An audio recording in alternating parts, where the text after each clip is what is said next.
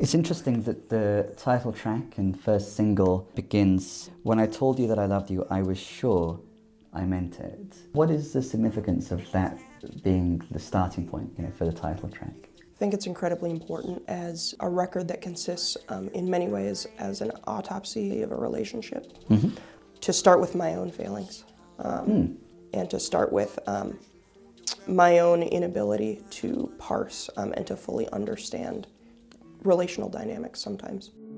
I'm sending mixed messages. The record is very much intended to be my understanding of how relationships function both ways, right? The problem is not always the other person, the problem is you sometimes, and the problem is also the other person sometimes, and the problem is some ineffable ether between you some of the time also, right? And I think if you're going to grapple with relationality with another human being, you need to be willing to dive into all three of those spaces. Then we find ourselves zooming in on the eyes. I never adjusted to see in the dark. I guess that's the problem with me. Can we zoom in on that idea? Your pupils dilate to allow you more light sensitivity, right? And that either means to be able to see in the dark or to get more of an image of someone that you're attracted to or aroused by. And that just strikes me as fascinating. Just the idea that, when we are in those situations, right, we're trying to gather more information. And the way that we gather more information is by our eyes literally changing shape.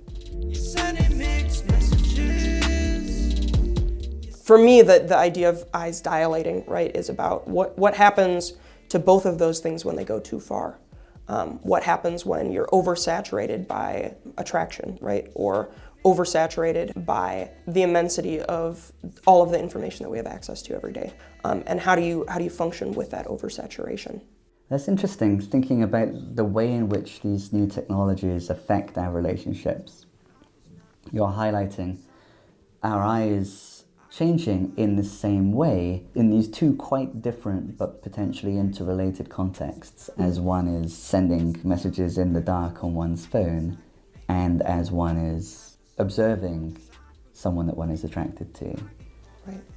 Are you essentially trying to draw a contrast between those two environments, or are you suggesting that there's actually more continuity? I think it's more about continuity than anything else. I think that the fascinating thing about technology and how it's affected our relationships is that it serves as extension of the things that were already there. Wow.